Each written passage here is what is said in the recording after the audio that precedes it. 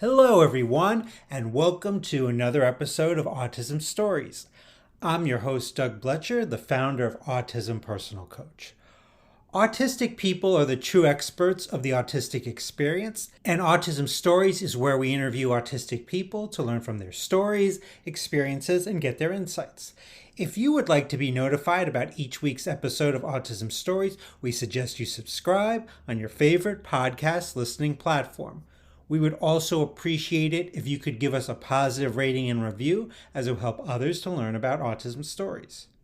On today's episode, Alex Stratikis joins us to discuss traveling to over 30 countries and every continent and his experience with living houseless but not homeless.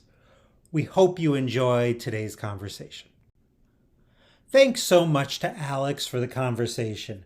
To learn more about Alex and his tips on traveling, please check out the link in the podcast description for this episode. Here at Autism Personal Coach, our clients are the experts, our coaches are the guides. The majority of supports for autistics are not helpful. They try to fix us, not support us. That's why many are confused when we say our clients are the experts of their lived experience. Our clients are the experts for what has worked for them and about the things that they need and want in their lives.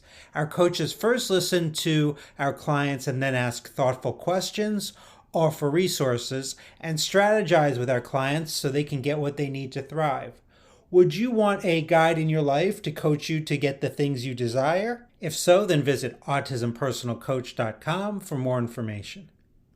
I hope you enjoyed this episode of Autism Stories, and if you did, if you could tell a friend, foe, or anyone you know about it so they could have the same enjoyable and educational experience as you when listening to Autism Stories, it would be very much appreciated. Until next time, I'm Doug Bletcher of Autism Personal Coach. Talk to you then. Alex, thanks so much for joining me here today on Autism Stories. Thank you for having me. I'd like to start off by learning, where does your story in the autistic community begin? So I guess it goes back to, I think, around the age of 5 or maybe 6. That was when I was formally diagnosed, not long after I started school. So yeah, I guess I've kind of been in touch with myself as an autistic person, knowing that consciously from a very young age. You, as an adult, you travel around the world in a bid to understand yourself and this vast, interesting planet that we live on. You've been to, I believe, over 30 countries and to every continent. So I'm wondering, what have been some of your favorite travel experiences up to this point? I think it's definitely hard to narrow down. I think there's always probably for every trip up until this point, there's always been like, something memorable about it. Looking at maybe things a bit more generally, I think overall the best trips have definitely been the most spontaneous ones. I have kind of learned over time that spontaneous travel works better for me. I am more keen on routines in my daily non-travel life. But when it comes to travel, I have found over time, I guess through trial and error, that spontaneity definitely works better for travel. I kind of threw all the routines out the window, as opposed to, when I first started traveling, I was very rigid and I would set up the whole schedule before I went and like tried to follow it through very to a T. But now, sometimes I only do like planning maybe like 1 or 2 days ahead. And it definitely gives you a lot more leeway and freedom to say yes to things that come your way, like especially if you're traveling for a bit more longer term and you maybe meet someone along the way or hear about a place you didn't know of before or just any opportunities that come your way. So I definitely think those are the best ones in my opinion. It's happened quite a lot lately. It has opened a lot more, I guess, gateways in my travel experiences. And yeah, definitely made for the best trips. I'm fascinated by that because I'm very connected to my routine. So when you say like spontaneously a day or two in advance, like Is this like a road trip you're driving to? Are you flying somewhere a few hours away? Like how in depth like do these experiences go? I think it definitely depends on the trip. Like thinking back to some specific ones. So when I went to Mexico for the first time, I was planning, I think I was only going to plan to go for 2 weeks and then I was going to go back to California. But so I only booked one night at the hostel and that was when I was starting to get into this, like spontaneity thing. I wanted to just see how it went down without really planning too much. So on the way from the airport on the bus, the guy sitting next to me was actually in my hostel when we started chatting. And he knew some people already there. I met them, so I kind of connected with more people. They were planning on going to a different location, I think 2 days from that point, and asked me if I wanted to go. So I did. There we met even more people, they went their own way. But then I met these people, some locals, and they were like, oh, come over here. I think it was to Playa del Carmen. And it was just kind of like this constant cycle the whole time I was there of, meeting new people and then maybe going on road trips. That was one thing. Someone rented a car at one point. So yeah, the whole time I didn't actually plan anything consciously, at least. Like I had some ideas of places I wanted to go and things I wanted to do, but I wasn't like, I'm gonna do it this day and I have to do it this time. And I was just waiting to see, like where I kind of ended up and what people I met along the way. And more often than not, like there was people there to, I guess, do stuff with or socialize with, or, like who would introduce me to new places and new people. So yeah, for me, it was definitely it opened my eyes kind of thing. So when you travel, I'm wondering about your accessibility needs. Like when you Mhm. are thinking about going places in terms of like venues and maybe places to visit, places to eat, like how do those things work for you? I think definitely in terms of, for me personally, I think noise. I'm definitely a bit more sensitive to noise and crowded environments. I try to avoid them. It's not always easy, like when you're in cities and stuff, but that can usually leave me feeling very overwhelmed. So, I think for me, like trying to consciously think about, like triggers that maybe might impact the trip prior to, like going to a certain location. Cause, it depends. It varies from place to place. So obviously I try and think about those before I go and see like maybe what might come my way, like anticipate, and yeah, in terms of I think trying to avoid where possible.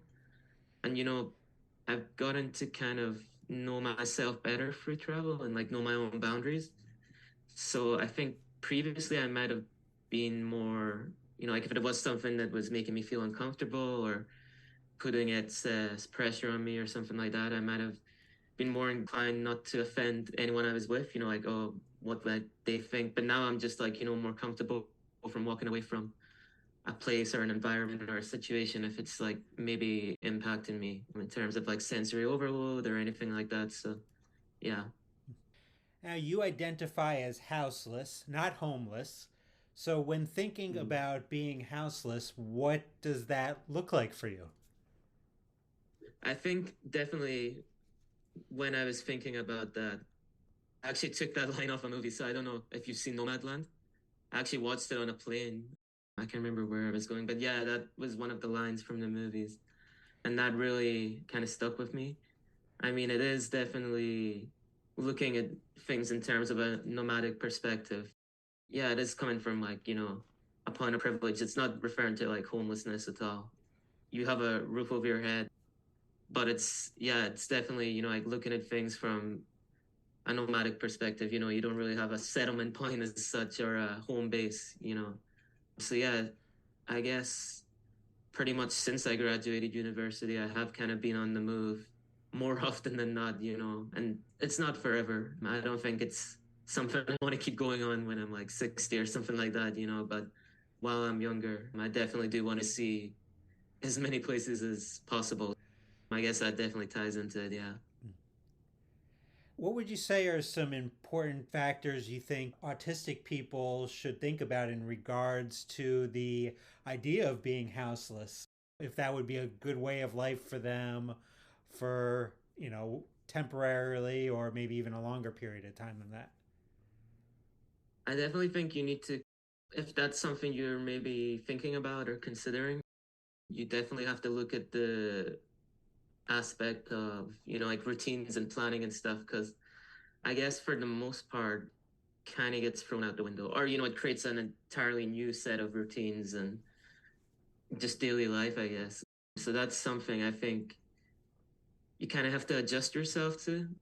I think, yeah, like when I first started traveling, I definitely found the change in routines harder as opposed to now. But it's definitely something that's gotten easier over time. Yeah, I think the more I travel, like the more I kind of become comfortable with being in new environments as opposed to before. So for moving around and, like maybe staying in a place for a few weeks even, or even a few days, that's something that it's, I don't want to say practice, but yeah, for me at least, it took a bit of time of getting used to, but I think the payoff in terms of being able to see some of these places is outweighs the negatives in my opinion. So, yeah. Now, you started a travel blog, Autism Adventures Abroad, and it's turned into a really important autistic led tourism space. What important opportunities have come your way by just starting to write about probably something that you're passionate about, travel? I think definitely the best ones that have come my way have been, I think, more personal messages from people, like members of the autistic community, because that was one of the main reasons I started it. It was just to show a different side of like autism that I didn't see anywhere on the internet. Like as someone who's autistic and who travels, there wasn't a lot of information online coming from someone who was autistic. I did see some from like maybe families, industry professionals, but yeah. So when I was able to get some messages from members of the autistic community who were saying that they found it and they were happy to get some information about different places or perspectives or tips and stuff, that's always like good to hear. And then I guess looking from the industry perspective, yeah, I've been able to connect with some great organizations and individuals who, are also very passionate about accessibility, inclusivity, DEI. So, which is obviously the main focus as well. It is about making the tourism industry more accessible to benefit autistic travelers. There's a lot of great work going on right now, but it's definitely a constant process. There's always work to be done. So I'm just trying to, use my own experiences to branch some of the middle ground and hopefully, yeah, improve the experience for everyone across the board. So I don't know if this applies to you or not, but whenever I leave the city that I live in, I feel kind of, and I go somewhere where I really don't know people, I feel somewhat of a weight lift off my shoulders in the sense that I know there's certain demands that can't be placed on me. So I'm wondering how visiting new places might impact you in terms of anxiety or things like that. I actually agree with you on that point, especially, I guess there's different levels to it, but, like looking from a different country or different area in the country, like culturally, I think, there is, as a tourist or someone who doesn't live there, there is I guess, in some ways, yeah, the demands are removed, and in other ways, they're replaced with other, like lesser demands. Maybe as a tourist, you're not expected to act in the same way as the locals. The language maybe impacts that as well. They don't know, you're not expected to act the same way as everyone else there. Looking at cities as well, I grew up in the countryside, and I do know a lot of autistic people that prefer, like country environments as opposed to like urban city environments. For me, it's actually the opposite because I really, like growing up in the country, it's, like small communities. I feel like everyone knows everyone else's business sort of thing. So, like in the city, there's definitely a much higher level of like anonymity, which I like. I can just go about my daily life without having to really worry about. anyone or, like being judged. I don't know. I think in a city environment, you can just be yourself a lot easier and just kind of blend in with the crowd. I know some people don't like that, but for me, it's perfect. I could just go on with my life, and it definitely reduces the anxiety. I mean, I guess on the other flip side of that, you do have maybe more crowds to deal with, but for me, I think, yeah, you're never, it's like a happy medium.